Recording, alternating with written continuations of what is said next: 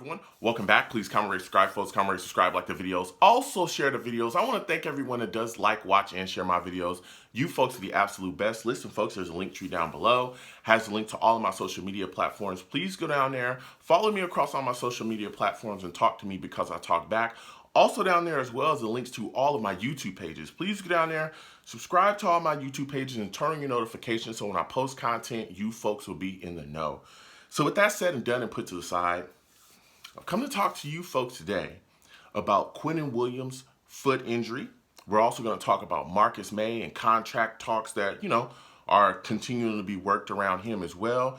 And we're going to talk about minicamp too, some of the things, developments that have been made there. So we're going to start with Quinnen Williams first. For those of you that don't know, Quinnen Williams broke his foot while working out, doing some on-the-field stuff at the Jets facility. I believe it was last week, and everyone was really just like, whoa, he's gone down. Everyone was kind of talking about the different amount of time and what was going to be done. Everyone was still trying to figure out, how this was going to pan out. He was going to get his x-rays, do his thing, and really figure it out, do what he needs to do, and then we get the news after that. So now we've gotten the news back because he actually had surgery on the foot as well. And so the official time for him to be out is 10 to 12 weeks. 10 to 12 weeks. So a lot of people are saying, hey, he's probably going to miss either, most of training camp, possibly into preseason. He could miss some preseason games. I know that there's some that are really concerned about this situation because, again, this was the year that we wanted to continue to see Quinnen Williams take that next step. We were all excited about it. There's some people that are going, man, he's not going to be ready. Some people are concerned about his physical shape. What kind of shape is he going to be in for the season? Is he a guy, if he does miss quite a bit of preseason games, then when is he going to be in football shape? Will that be him playing himself into football shape going into the season? Will we not see the Quinnen Williams, the type of player that we need Quinnen to be until maybe the 4th or 5th week? That's a possibility. I look at the situation like this. I'm always a guy that's kind of glass half full. I'm very positive. And I look at it and I say to myself, Quinnen Williams is a young player.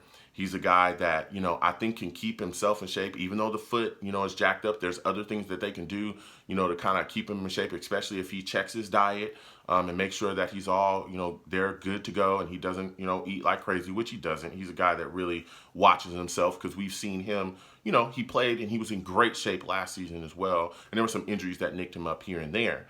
So you look at this situation, I do think if he does miss some of the preseason, then maybe the first couple weeks he'll be trying to find his way, but I think he'll get right back to being the explosive guy. Because again, he's a young player, and I think he can heal up pretty fast in this situation.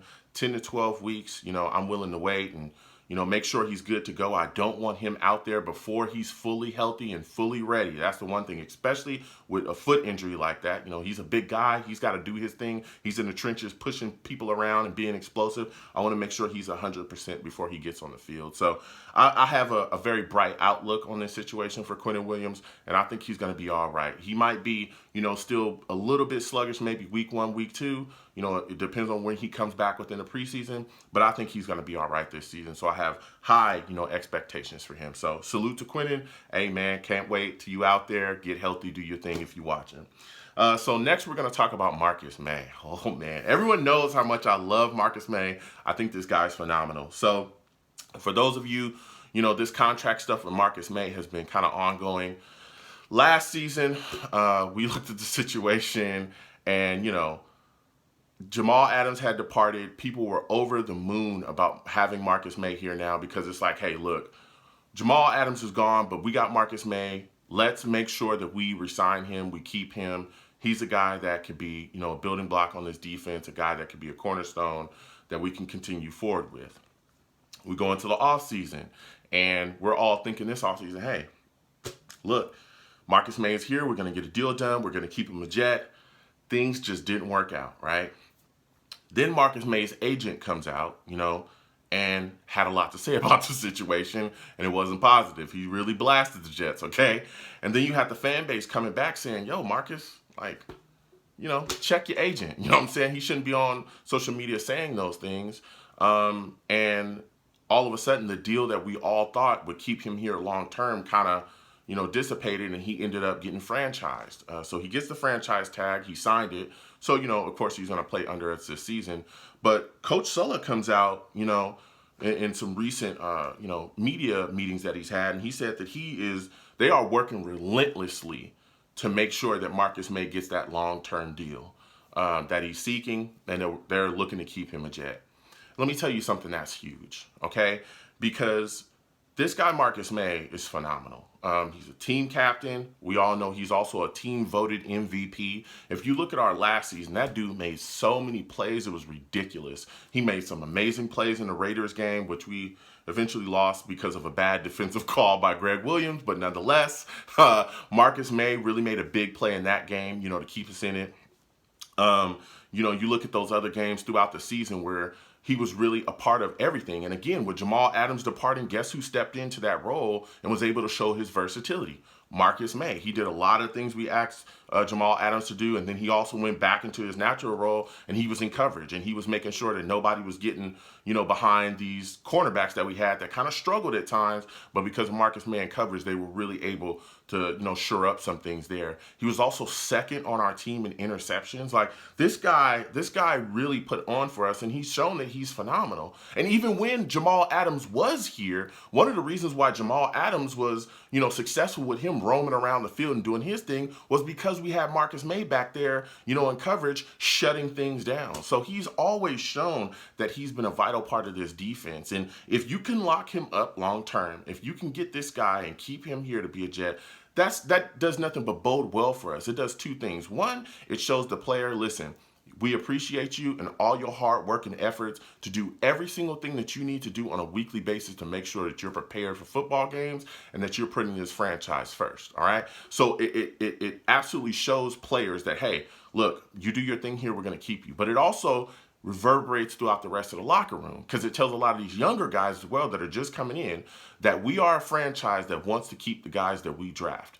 We're a franchise that wants to make sure that the guys that come in here and play hard for us and, max out and play at the top level, we're going to make sure that you're a Jet. And that means a lot. That means a lot to the culture. That means a lot to the locker room. That means a lot to the guys in there to know that, hey, this franchise got my back the same way that I have their back. So I'm hoping that we can keep Marcus Maye. I want to hear for a long-term deal. Of course, I don't want to, drastically overspend, but I want to make sure that Maye is a Jet for life, to be completely honest. This guy really showed up. And even throughout all the things that was going on last season, he never, said a word. He just kept his head down, kept working, and kept moving. So I hope we can get a deal done with Marcus Maye.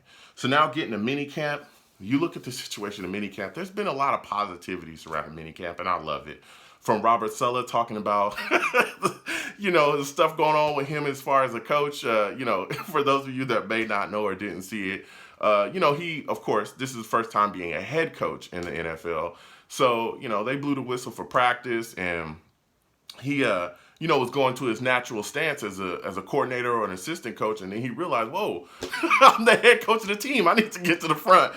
So just stuff like that is crazy, man. Funny, but they're going out there, and again, I know it's just shorts and shirts, but I'm really excited to see a lot of these guys out there. Zach Wilson, who looks like he's going to be wearing number 2. I'm not sure yet. It's not official, but that's what he's wearing right now. He's wearing number 2.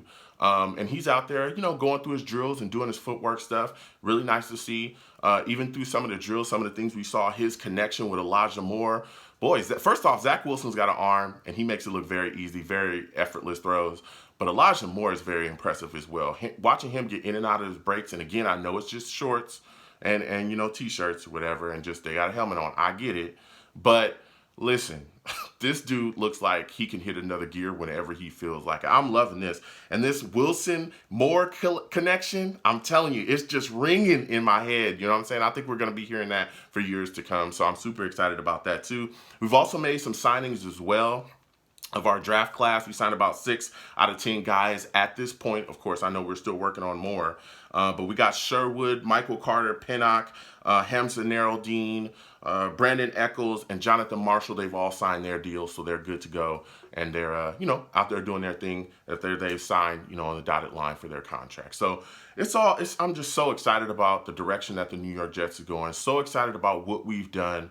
And, I just want us to continue forward building because, again, this is just rookie mini camps, and then You know, before you know it, we're going to have OTAs and then training camp, so on and so forth. And then we'll be right back into the season fighting, you know, to push forward and be contenders eventually, you know, in this league. So please comment down below. Let me know what you folks think. Tell me how you feel about Quinnen Williams and his situation. How concerned are you about it? What are your thoughts about Marcus Maye? What are your thoughts about mini camp as well? Tell me, you know, how you feel about some of the signings that we made. Also, what are your thoughts about Wilson and just what you see out of him? And also Elijah Moore too. Let me know.